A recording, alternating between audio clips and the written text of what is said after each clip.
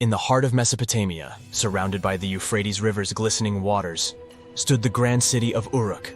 Its towering ziggurats reached for the heavens, and its walls, robust and intricately designed, bore testament to the city's architectural prowess. Markets bustled with activity.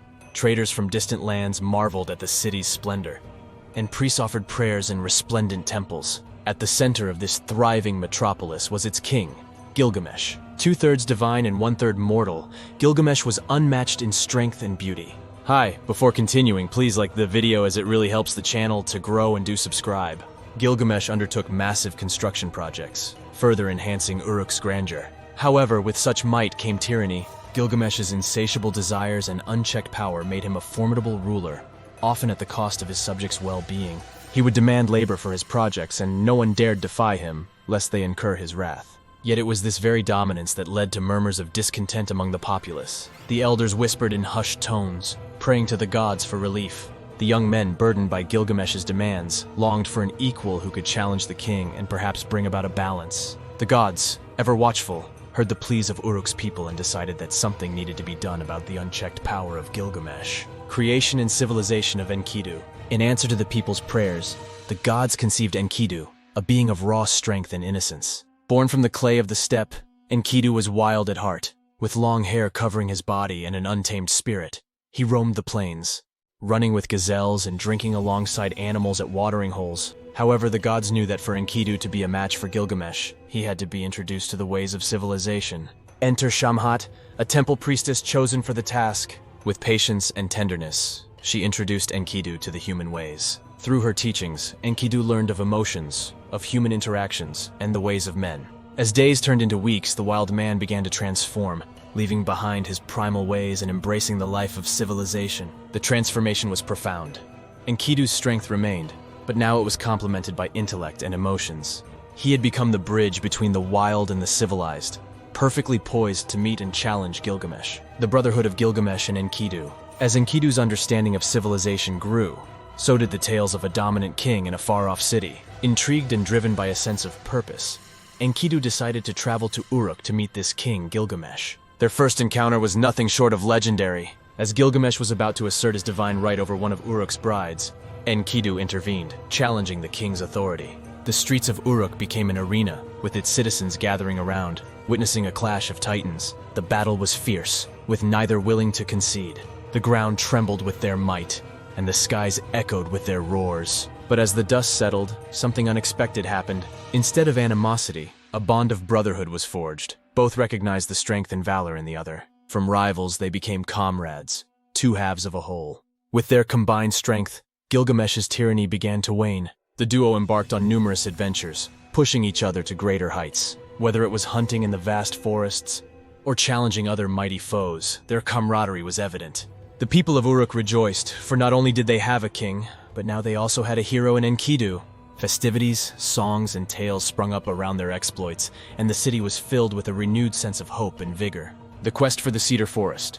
In their thirst for adventure and glory, Gilgamesh and Enkidu set their sights on the distant Cedar Forest, a divine grove guarded by the fearsome demigod Humbaba. This forest was no ordinary woodland. It was said to be the dwelling of the gods, its trees towering and ancient, their branches touching the heavens.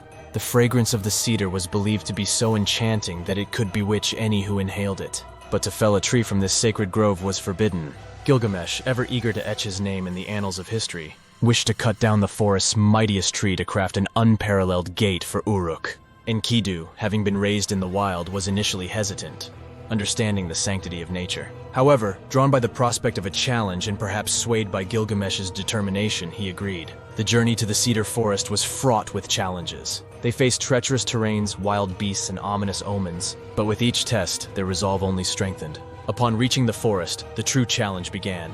The guardian Humbaba, with his lion's face, glaring eyes, and voice like a roaring storm, confronted the duo. A battle of epic proportions ensued. With strategy, strength, and a little help from the sun god Shamash, Gilgamesh and Enkidu managed to overpower Humbaba.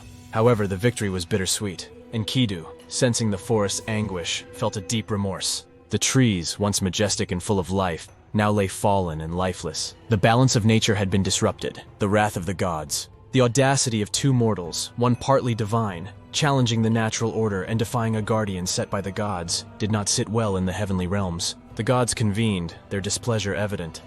Such actions could not go unpunished. Ishtar, the goddess of love and war, approached Gilgamesh with an offer of marriage, perhaps seeing in him a worthy consort. But Gilgamesh, aware of Ishtar's fickle nature and past transgressions with her lovers, declined. Enraged, Ishtar unleashed the bull of heaven upon Uruk, causing drought and devastation. However, with their combined might, Gilgamesh and Enkidu slayed the beast, further defying the gods. The gods' fury knew no bounds. While Gilgamesh's divine lineage offered him some protection, Enkidu had no such shield. The gods decided that Enkidu must pay the price for their transgressions. A curse was cast and Enkidu fell gravely ill. His once robust frame became frail and his vibrant spirit dimmed. Despite Gilgamesh's pleas to the heavens, Enkidu's fate was sealed.